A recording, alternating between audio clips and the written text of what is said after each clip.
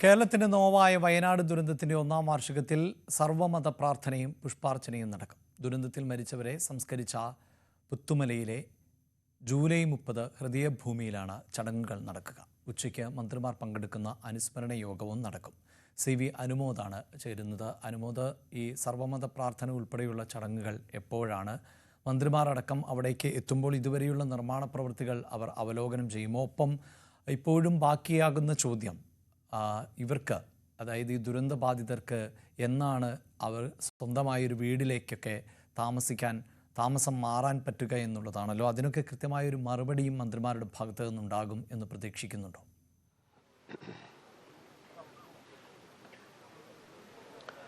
അഭിലാഷ്, ഞാനുള്ളത് ഹൃദയഭൂമിയിലാണ്.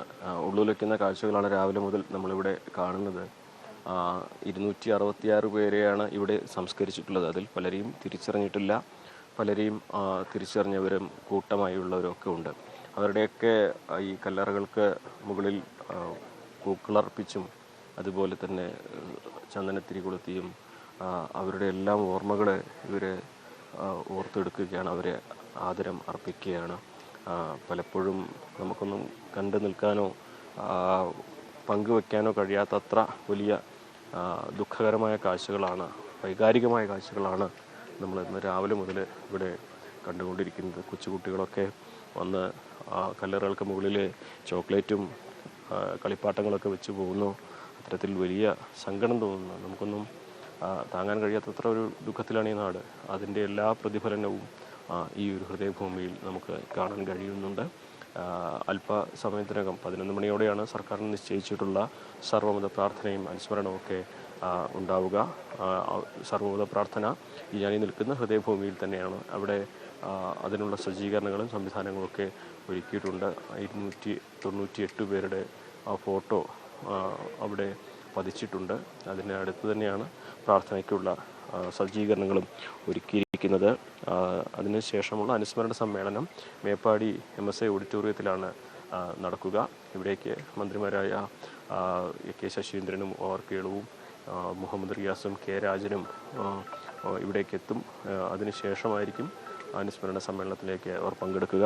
11 മണിക്കാണ് ക്യാബിനറ്റ് യോഗത്തിന് ശേഷം 11 മണിക്കാണ് സർവ്വമത പ്രാർത്ഥനയ്ക്കായി മന്ത്രിമാർ ഇവിടേക്ക് എത്തുക.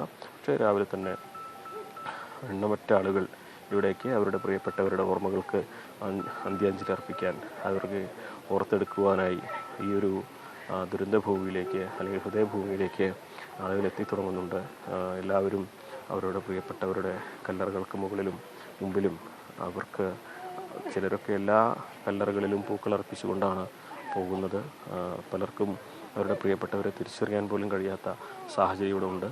അതുകൊണ്ട് തന്നെ ഈ കല്ലറകളിൽ പേര് അറിയാത്ത കല്ലറകൾക്ക് താഴെ ആരാണെന്ന് അറിയില്ല, പക്ഷേ അതിൽ അവരുടെ പ്രിയപ്പെട്ടവരും ഉണ്ടാകും എന്ന കണക്കുകൂട്ടലിൽ അവിടെയെല്ലാം തന്നെ പൂക്കളർപ്പിച്ചും മറ്റും അവർ മടങ്ങുന്ന ഒരു കാഴ്ച നമുക്ക് ഈ കനത്ത മഴയിലും ഈ ഒരു ഹൃദയഭൂമിയിലേക്കുള്ള ആളുകളുടെ ഒഴുക്ക് രാവിലെ മുതൽ കാണാം. പിന്നെ അതുപോലെ തന്നെ മറ്റൊരു പ്രധാനപ്പെട്ട ഒരു കാര്യം സർക്കാരിൻ്റെ പുനരധിവാസ പ്രവർത്തനങ്ങൾ തന്നെയാണ്. ഇതിപ്പോൾ ഒരാണ്ട് തികയുമ്പോൾ കൽപ്പറ്റയിലെ നിർദ്ദിഷ്ട ടൗൺഷിപ്പിൽ അവിടെ അഭിലാഷ്, നമുക്ക് ഇവിടെ എത്തുമ്പോൾ ആളുകളുടെ വൈകാരികമായിട്ടുള്ള ഈ പല കാഴ്ചകളും